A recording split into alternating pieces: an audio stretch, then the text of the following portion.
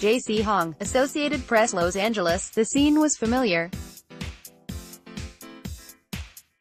The Los Angeles Dodgers hung their heads over the dugout railing as they watched the other team celebrate winning the World Series on their home turf, dropping the 2018 Fall Classic 4-1 to the Boston Red Sox. They knew what to do. Slink down to the dugout steps, pack up their stuff, hug their teammates, wish them a good off-season. Next year, some of them will be gone. There will be new faces mixing in, and this would be the last night the 2018 Dodgers gathered in their locker room. Together, in defeat, there's only one team that can win, and we know that, but it just hurts when you make it all the way and get second place, Clayton Kershaw said. We have done that 2 years in a row now, and it doesn't make it any easier. The Dodgers head home for a second straight November, their hands empty once again. The last time they had an opportunity to raise a World Series title, they pushed the Houston Astros to the brink, to a Game 7 on November 1. They spent the summer ruminating on everything they could have done better to flip the script this year, to ensure they wouldn't let the opportunity slip away if they made it back. The Red Sox plotted a different course and ripped any chance of a happy ending in Los Angeles out of the Dodgers' hands, who were bullied throughout the 5-game series by Boston's offense. The Dodgers looked overmatched. You have to give credit to the Red Sox, Kershaw said. They're a great team. They won 108 games in the regular season. They beat 2 teams that also won 100 games in the postseason and then beat us 4-1. They're a great team. Not a lot of margin for error. Sean M. Haffey, Getty Image changes loom in Los Angeles.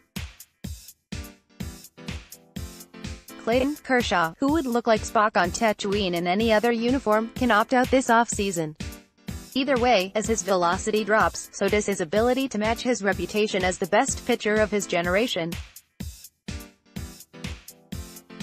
Manny Machado, like Yu Darvish before him, came into Dodger Stadium like a Kardashian, causing controversy and drama for his team at nearly every turn before leaving behind a potential mess. And Dodgers fans booed manager Dave Roberts during the pre-game introductions of Game 5, when his team still had a chance to earn its first World Series title since 1988. We've just got to go back out there, and I expect us to be back here next year, but celebrating on the field, Roberts said. I think the culture, the players, as far as the large majority are in place, for the LA manager, the us may turn into them. The Dodgers now face the dilemma of whether they should renew Roberts, whose contract expired after Sunday night's season finale, with a team option for 2019 looming. Decision after decision, night after night, Roberts made moves that swung momentum in favor of the city where he's a postseason hero. His performance in this World Series may have cost him any opportunity to do the same in Los Angeles. He overmanaged his bullpen, relying on Ryan Madson, who let every inherited runner score in the World Series, instead of Pedro Baez, who often made appearances after things had already gotten out of hand. After the game, Roberts danced around a question regarding his future. Harry Howe, Getty Images, picking up the option, hasn't happened yet, and I'm just kind of feeling for the guys in the clubhouse right now and feeling their pain, the coaches, and all of that stuff, Roberts said. There's time for all of that stuff. When the calendar flips to March 2019 and the Dodgers report to spring training, the clubhouse in Arizona may look drastically different. They could be without their ace, arguably their best position player, and their manager. The Dodgers halfway stumbled into this window, and into the World Series this year.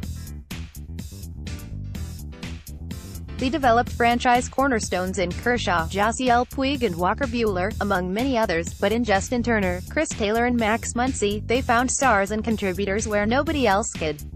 Throughout the season, the Dodgers treaded water, sitting in second and third place in the NL West before a late-season push netted them their 6th straight division title. This wasn't the 104-win Dodgers from 2017, who won the most games since the franchise moved from Brooklyn after the 1957 season. The 2018 Dodgers didn't have enough Given the depleted bullpen, a product of the 7-hour, 20-minute Game 3 and the meltdown in Game 4, Kershaw did all he could to try to bring this series back to Boston. This wasn't the choking Kershaw we've seen in postseasons past, but it also wasn't the ace who never posted an ERA above 2.31 from 2013 through 2017. His future in Los Angeles is now in question. "I know the future questions are obviously coming for myself," Kershaw said. "I don't want to take away from tonight and what everybody is feeling. I never want to put the focus on just me or anything like that. It will be an eventful 3 days for me, and I'll try to figure it out." Gavork Jansazian, Getty Images. In a series where Mookie Betts and J.D. Martinez looked to be shades of their MVP selves, Kershaw allowed 2 home runs to Boston star sluggers to sap Los Angeles of any hope it could push this series to 7 games. And as their homers flew over the baby blue padded walls of Dodger Stadium, potentially, so too did Los Angeles' window at winning its first World Series in decades. Kershaw put his hands on his knees and looked up. Another year, another World Series strangled out of the Dodgers' grasp. Again, they'd come so far, only to watch others dance and celebrate on their field.